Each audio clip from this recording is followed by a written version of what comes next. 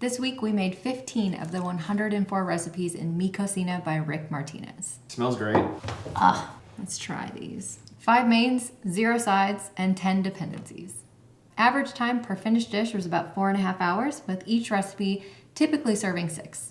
And the average cost per serving was $8.16. Rick's a pretty well-known internet personality, so you probably already recognize him from his days working at Bon Appetit, or maybe from his more recent work with the Babish culinary universe.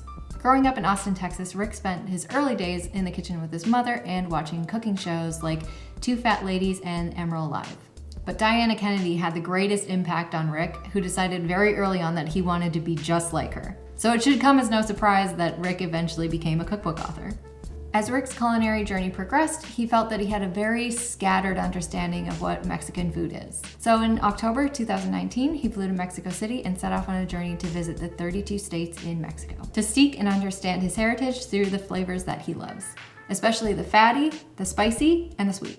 Rick's hatred of the words authentic, easy, and simple when discussing food shines throughout. And spoiler, these recipes are not any of those things. It's complexity by 1,000 cuts. He warns us early on that these dishes will not take 30 minutes, and they are far from the simple modern Mexican that you'll find in a lot of blogs today. There's just a lot of components to it. What this book offers are recipes that are authentic to Rick. Meals inspired not only from his travels through Mexico, but also his road to self-acceptance. And we're kicking off the review of this book where he started his journey in central Mexico, specifically Puebla, to try out tacos árabes, a mashup of Iraqi and Mexican culture and cuisine, all mashed up into this shawarma meets taco combo. It's a dish we've been wanting to try for years, and rather than me just sit here and explain it to you, I'll just let past Sarah show you how it went. It is day 1, cooking out of Mi Cocina. Today we're making the tacos árabes, which is seared pork steaks marinated in coriander and thyme and wrapped, with the salsa chipotle, which is smoked dried jalapenos stewed with garlic and a touch of sugar, and the pan árabe, which is yeasted wheat flour flatbread. I did some of the prep work for the flatbread yesterday, so I think we're in good shape, but let's get cooking. All right, first we have to get the pork marinating. I'm gonna go through a lot of limes this week.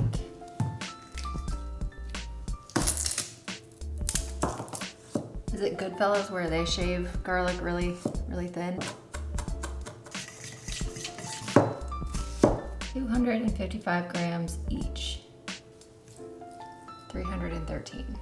I don't know, we're gonna call that good. Shit, I need to use my plastic wrap. Refrigerate. And work on my salsa.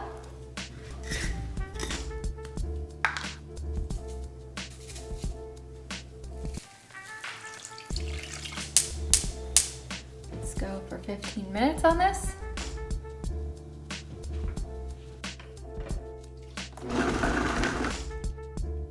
This is the problem with like big blenders like this, is when you have like smaller amounts, it's really hard to like keep it going. So it's like you need to transfer it to a hand blender, which means that you're using up like more tools than you want to.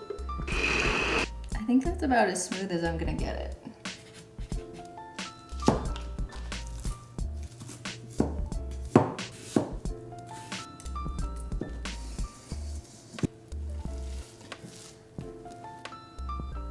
This will be my tester. Can you see the poof? Let's try a big one. It is flexy and it is cooked all the way through, so that's good. I think these are gonna be really good. Wonderful. You have the pork and onion mixture. Yep. I think that's the one thing about making tortillas. You gotta get used to the fire being in your face. Turn that on so we don't set off our fire alarm.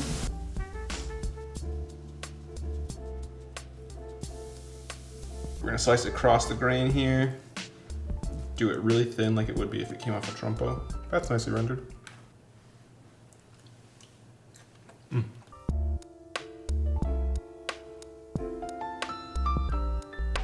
First things first, lime. Was that a hard rule? Yep, always lime first. Okay, here we go. The bread's great. It's so fluffy and yeasty. between a shawarma and a street taco, like dead center between the two.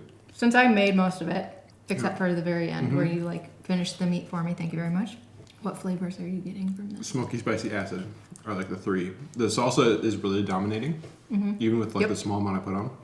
I do get a little bit of like freshness from the cucumber in particular, a little bit from the radishes. The bread is so tender. It's perfect for this.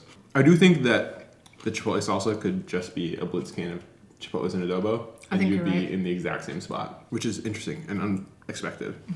The meat, you mostly get acid. I assume from the marinade, probably like lime and orange. There are limes. There's like 4 limes in the marinade. I bet the cooking reduced the acidity. A few pops of garlic here and there. Not like crazy though. There's garlic in the chipotle, and there's a bit of garlic in the marinade also. Obviously, you probably saw those shavings. Yeah, I'm not sure anything would overcome the chipotles in the salsa. Yeah. It's just so overwhelming. More bitter than I'm expecting it to be, honestly. Clearly trying to make a pork and onion marinade that can be like one step cook. But really you want different benefits for the pork and for the onions and garlic.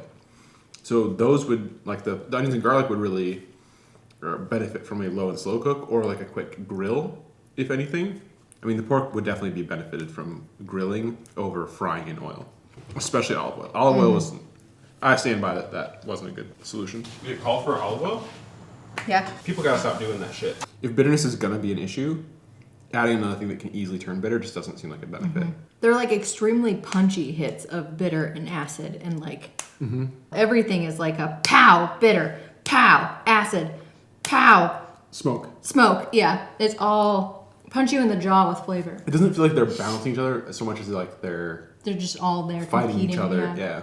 I think the only component that's trying to pull everything together is the bread. The bread is fucking great. Yeah. I was really nervous when they weren't becoming round that like I was gonna fuck it up, or because they weren't on there for like the full minute, that they weren't gonna be done all the way. But when I tasted that one that was just like slightly overcooked, I was like, oh damn. Wonderful. Rounds out of flavor. I mean, the bread is the only thing that like I have no qualms about. I like it. I feel like my mouth is getting beat up. The internal battle I'm having is I'm still hungry, but I don't know if I want to subject my mouth to that. I mean, I'm going to, but like...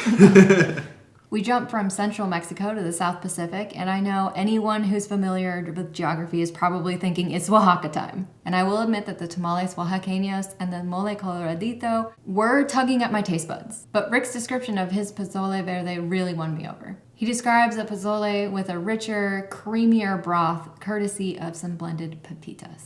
Naturally, I had to try it. Roll day 2. It's day 2 cooking out of Mi Cocina. Today we're going to make the pozole verde estilo guerrero. It's hearty hominy and chicken stew with poblano, tomatillo, and pumpkin seeds. All right, let's get cooking. Pat my chicken dry so that it browns faster. Let's do this. 2 large poblanos.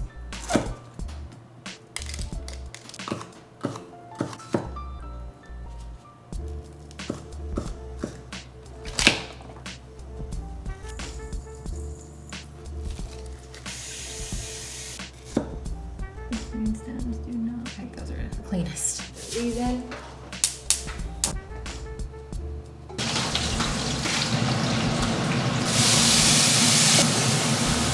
Cook until the veggies are tender. I'm going to add the tomatillos.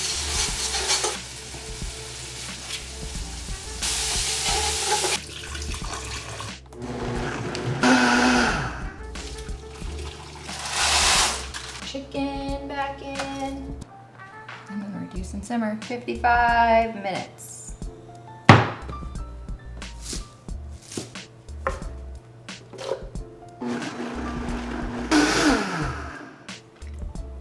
Throw a towel under there for me. It's cheesecloth time. Smells so good. Tear up this skin. Here we go.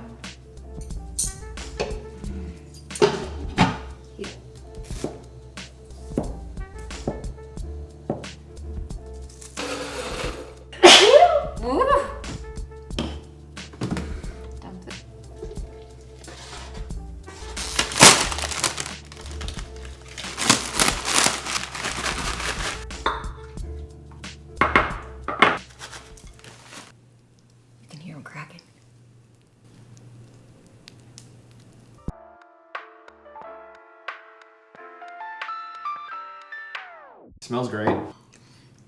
He said the chicharrones are like, try not to miss out on them because they add a lot. Texture, right? Slightly spicy, chickeny. I like that there's the combination, or the like fresh onions in there. I think that's a nice added crunch bonus. The acid hits immediately. Little herbaceous, a lot of chicken. This is just like homey. It's comforting, homey soup. A very like standard pozole verde. It's nice and spicy, creamy, spicy, herby. I really like the chili arbol for a little extra spice. It definitely brings the heat. It's a nice bowl. Confident smash. I walked in from work. It's 100 degrees out. And I was like, soup, huh? This is great. The thing that I love about soups like this is that they reheat so well and they probably taste better the next day. So secretly, I'm very excited for lunch tomorrow. I'm excited Not so secret anymore. I'm excited for my 10 o'clock snack and my 2 a.m. snack and my breakfast. Next, I hit up the Yucatan Peninsula, and one thing to know about me is that I will never miss the opportunity to eat some cochinita pibil. Between the photo and his challenge that this is an incredibly difficult recipe to replicate, you better believe I was gonna make it. Don't tempt me with a good time, Rick. I'll always take the bait. It is day 3 cooking out of Mi Cocina. We're making cochinita pibil. It's grapefruit, lime, and orange slow roasted pork shoulder with warm tortillas de maíz and cebolla morada encurtida. My Spanish is really bad. I went ahead and marinated the pork overnight, so that should be ready to go. And now we're just gonna cook it. Got our banana leaves.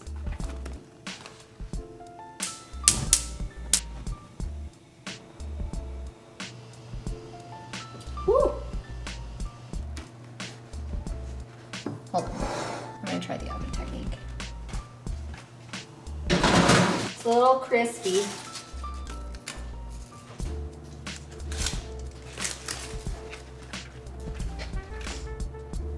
We're gonna call that good.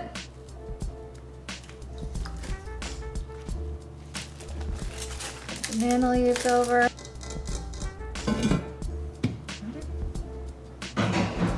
For 2 to 2.5 hours. Jesus Christ, this is so much masa. We have tortillas for days. Seems like it's not gonna be enough water. I do not think this is enough water. How are you supposed to get this to come together with a 1/3 cup? This is silly town. You want it to be soft and pliable. It doesn't stick to your hands.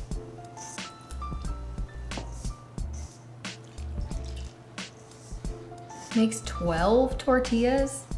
Fine grind corn masa. Yeah, no. Okay, this is like sandy. It's starting to clump. Actually, dump this over here for now.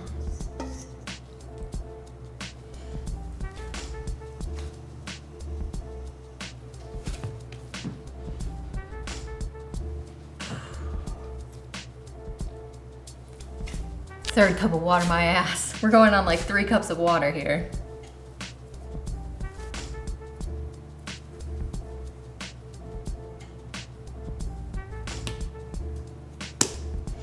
What are the signals for doneness? Easily falls apart when poked.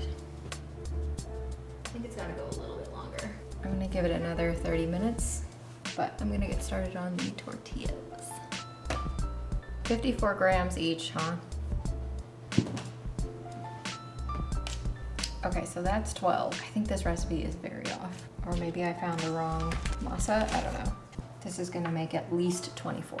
We ended up with 25, 28. I may or may not make all of these.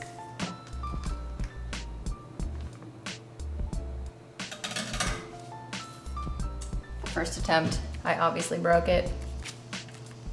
Flavor is good. I got a couple bubbles, that's encouraging. I did them. This is the last one. It's so hot in here.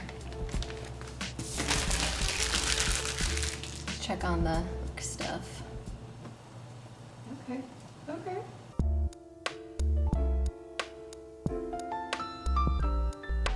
Look at all of these tortillas. A silly stack. I can feel the waves of exhaustion emanating from you. That's more than 12 tortillas. Let's try these.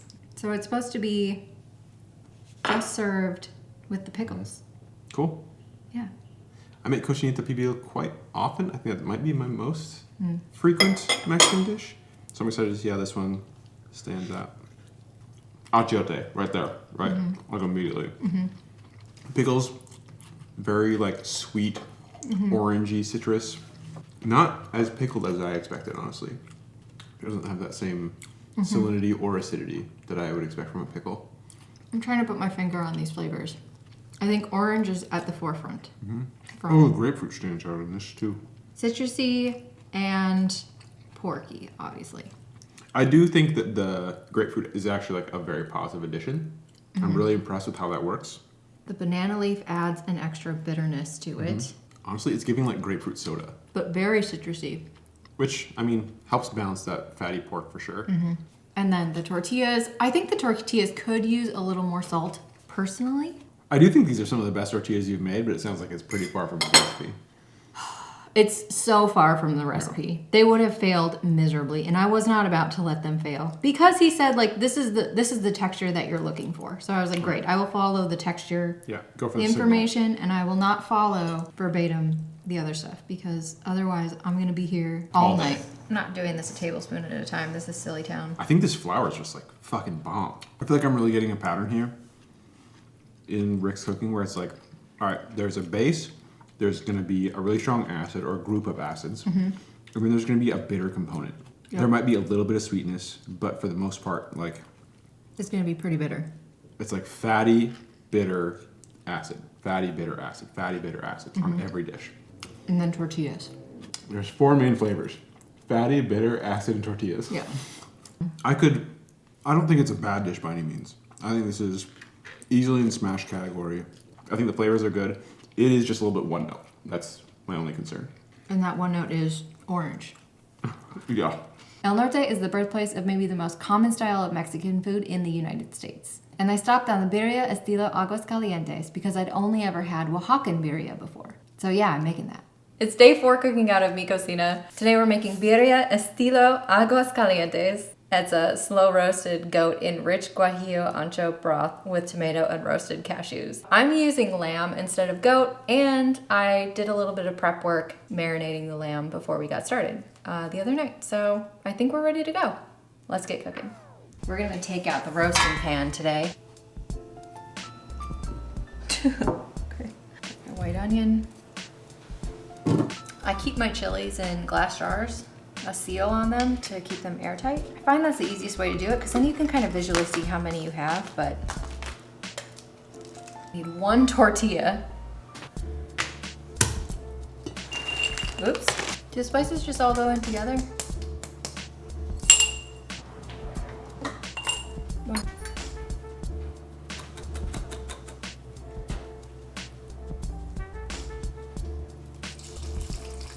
Wrap it tightly in foil.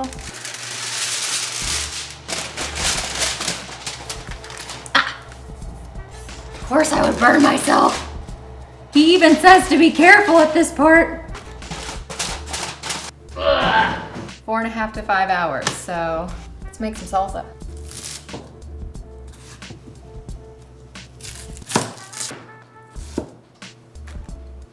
One big old clove of garlic.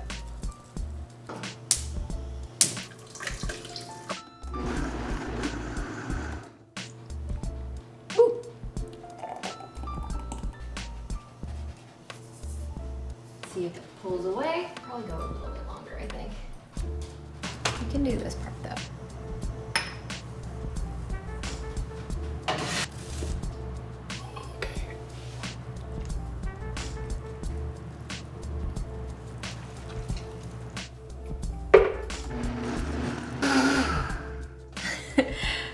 I have to turn all of this into sauce. all of it. Yeah. Jesus Christ. It is so vibrant.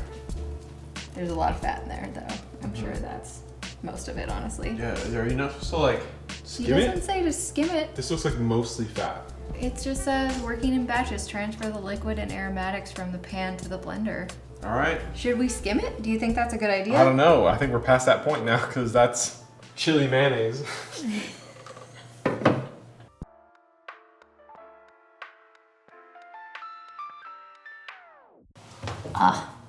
Good work, baby. What a day. This is Birria, super so trendy. hot right now. Is it so hot right Yeah. now?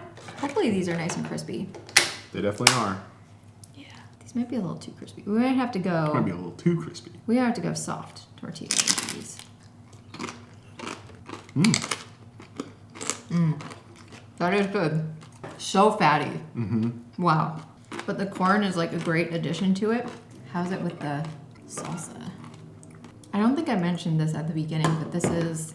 Fuck, what is this salsa? Chile de árbol. Chile de árbol. Yeah, thank you. Lamb is the strongest flavor. Then like warming spice, cinnamon in particular stands out. Then chili, like roasty chili. The tomato isn't like hugely noticeable. Yeah, it's nice. I love the pickled onion. I think that sauce is delicious. It's nice and thick. A lot of tomatillo. That's great. I think I would defat the liquid a little bit first. Yeah, it is a little bit heavy on the fat. It's very greasy on the lips, which is like my main concern with it. But the flavor is good. On the plus side, you could always freeze it, which will push all the fat to the top. Oh, that's true. Skim And then we off, can do it that way. And then reheat it. Not too spicy, but just rich. Yeah, it's Like- definitely like in the warming Very category warming. rather than like the hot category. Extremely crunchy. Do this. Like oyster crackers and soup. I feel like I need a shower. Like my whole mouth feels so greasy. My fingers were so greasy. Eating this like a stew is not the way to go. Treating it as hydrating the meat again. Right. I'm just drinking fat at this point. It is tasty fat, but yeah, I mean this would be like top 5 all-time nacho toppings. Light smash would be a smash if we skimmed off some of that fat. I think if we'd separated it first and then slowly added the fat in to get the right emulsion, that would be the right approach. But that's also a hard sell for a lot of people. Yeah. The salsa de árbol is So good. so good. That's a smash. All right, shall we? Yeah, let's show. Wash those first. Yeah. Okay. Mexicali, a city along the California border, is home to a food culture developed around Chinese ingredients and techniques fused together with traditional Mexican dishes. When I saw the use of both fish sauce and soy sauce in the marinade for the arrachera y tacos norteños, I couldn't resist. Day 5, the final day cooking out of Mi Cocina. Today we're making the arrachera y tacos norteños. That's chipotle and beer marinated steak in a toasted flour tortilla with cheese. With that, we're going to be making some guacamole and serving that with tortillas de harina con mantequilla. That's wheat flour flatbread made with butter. I really hope I pronounced all of that okay, but let's get cooking. All right, let's start with the guacamole. A scrap bucket. There we go. I know you can like scoop out the insides, but I usually just peel off the skin.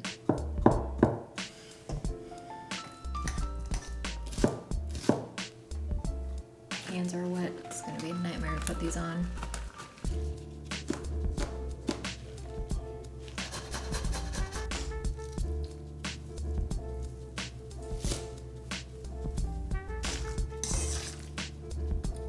I'm gonna put a little more lime in though.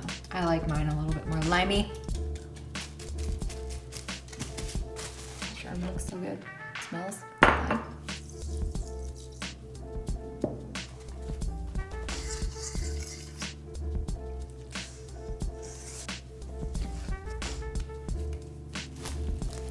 Alright, we'll wrap it in plastic. While that is resting, I am going to get started on the other stuff. One poblano.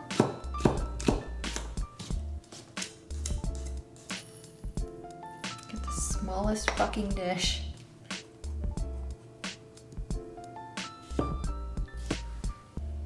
I went with quesillo for the cheese, which might not be right. It's so soft.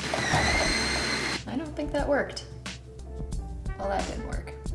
Let's try a different approach. This is probably not the right cheese for this, if they wanted it shredded. I have no idea how to work with this. I think it goes on at the end anyway. 46 grams each. My wrist hurt this week, right here. I would love help if you have time. What would you like help with? What I really need to do is finish up this stuff. This. Okay, easy. Yeah, trying to go much, much bigger with this one. I'm like so close to just pulling out the pasta roller for some of this. Tortilla kind of looks like a ghost from Pac-Man. If you look at it from like I this. see it. This is the first one. This is like the size that he recommends to roll it out. It's actually 7 inches, but it shrunk when it started cooking. It's a very dense tortilla. So I rolled it out thinner, and I think this is kind of the size that you want for, maybe even thinner. His looks paper thin in the photo. So we're gonna go for like this size, thinner if I can get it, but I think this is more accurate. Thank you for your help. I really appreciate it. Yep, you got it, man. I was trying to get bruises on my hands.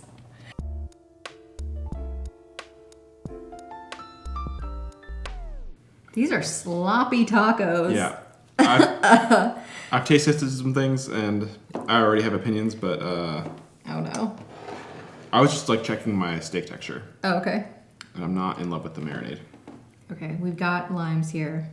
I'm just gonna go for lime real quick. We also have the salsa too.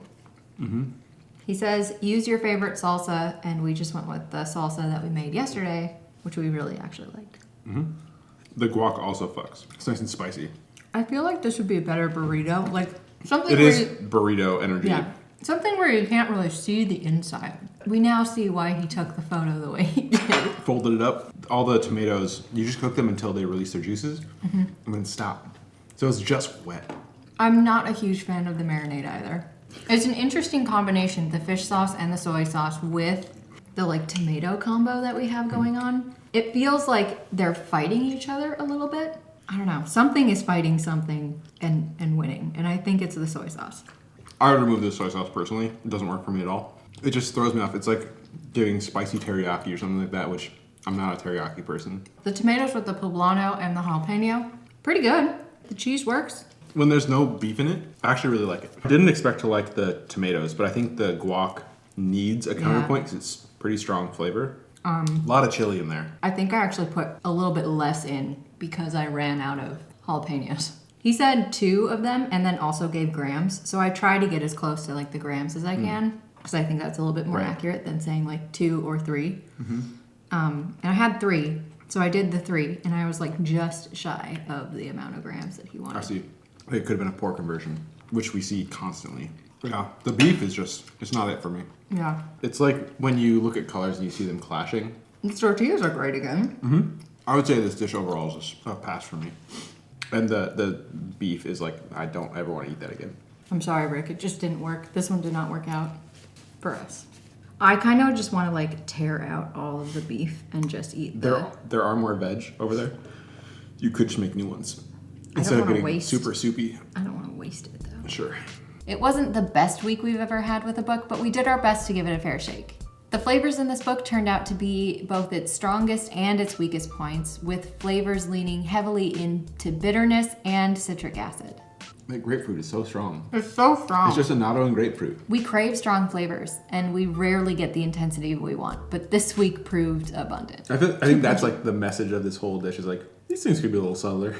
That's not usually something I'm clamoring for. The problem was just that every note was amped up to 11 and fighting for attention instead of trying to find harmony. I don't think we've ever cooked a book that's packed this much punch in each bite, but it did leave our palates feeling pretty exhausted. It's rare that we have that as a problem. It's usually like there's not enough flavor. Flavor gets a very conflicted too. You're gonna need some good in-season ingredients for most of these recipes to work, but the only uncommon ingredients were banana leaves and queso asadero. I went with quesillo. All the other ingredients should be pretty easy to track down at your local grocery store. That being said, Rick does offer alternatives for some uncommon spice blends and cheeses, and we love a cookbook that gives good alts. The most obvious knock against this book is the amount of time it requires of home cooks. I can feel the waves of exhaustion emanating from you. But that's also Rick's intention, to get you to spend more time in the kitchen to make great food. It's okay to spend more time in the kitchen. Like, spend the time, make it good. But if the outcome Instead of isn't good enough, But then if the outcome is this, it's like, well, what the fuck? that's just wasting your time. Why are we doing this? There are, of course, shortcuts, like buying tortillas and salsas to save time, but you should know going into it that you're gonna be in the kitchen for a while. 4.5 to 5 hours. 2 to 2.5 hours. 55 minutes. Most recipes took us around 3 times the average of a typical review, and as you know, they didn't always pay off. I think I'm intrigued more than I like. Enjoy it. Yeah. We're not going to knock any points off of that because we do largely agree with Rick's point of view. And that leaves accessibility just south of average at 4. The photos in this book are vivid, vibrant, and feel like a neon version of the BA visual style. And in classic BA style, the photos don't always match the written description. I think these are supposed to be a little bit thicker. She Skim doesn't it? say to skim it. This looks like mostly fat. As written, you're throwing whole steaks on the bread. One thing to note about this book is that it is a perpetrator of the dreaded 1 cup plus 1 tablespoon school of recipe writing. What does the 1 tablespoon really do? Add hydration. I guess, but like, It's the worst. Please, publishers, stop pushing this on authors. Literally no one cooks like that. Like, you know he didn't cook like that. And I don't always mind when water isn't included in the ingredient list, but if you're asking me to preheat it, it would be nice to have it in the ingredient list so I can do that while I'm measing. Design gets a 4. The preface is extremely personal and gives the reader a deeper insight into who Rick is today and the struggles that he went through to get there. You can tell that this book means a lot to Rick, and it is a massive achievement to release a cookbook at all, let alone one at this caliber. I appreciate that Rick takes the time to offer various measurements for most ingredients, though I do think that some of his gram conversions are a little bit off. Jesus Christ, this is so much masa. We have tortillas for days. And the instructions for his recipes are mostly well written, though sometimes non-specific. 2 minutes per side until charred? There's nothing charred about it. Do we need to slice up the scallions too? He said, like, don't worry about, like, draining off the juice or whatever. Like, just throw it in because the pork will soak it up. That's not how that works. It's evaporating. The pork's not soaking up anything. The onions might. And truly, the frustrating stuff was few and far between. Whatever other errors we found in the writing were pretty common in most cookbooks, so we'll give writing a 4. I don't know anyone who's ever written a recipe who hasn't, like, missed a step or, like, an ingredient or whatever. We've written recipes where it's like, oh yeah, that's wrong. I did one yesterday. We think a book is worth the price of admission if we can get 3 smashes out of our week.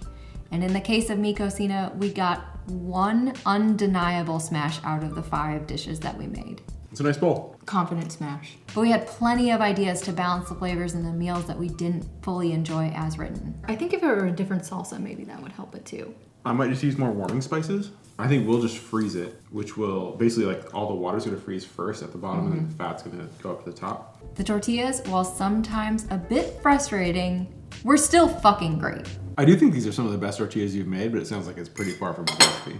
I mean, the bread is the only thing that, like, I have no qualms about. And that creamy pozole recipe is one of our new favorites. The thing that I love about soups like this is that they reheat so well and they probably taste better the next day. It's not as many dishes as we'd hoped to walk away loving, but most of the dependencies were pretty solid. Value's gonna get a 3.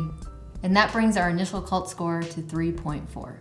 We'd never suggest that this book doesn't deliver on flavor. We just wish that they were a little more balanced. Everything is like a pow, bitter, pow, acid, pow, Smoke. smoke. Yeah, it's all punch you in the jaw with flavor. But if you love Rick and you want to support his work, or you're looking for a good resource to draw beautiful, colorful inspiration from, or you just want to learn to make some stellar tortillas, then I think Mi Cocina would be a great addition to your bookshelf.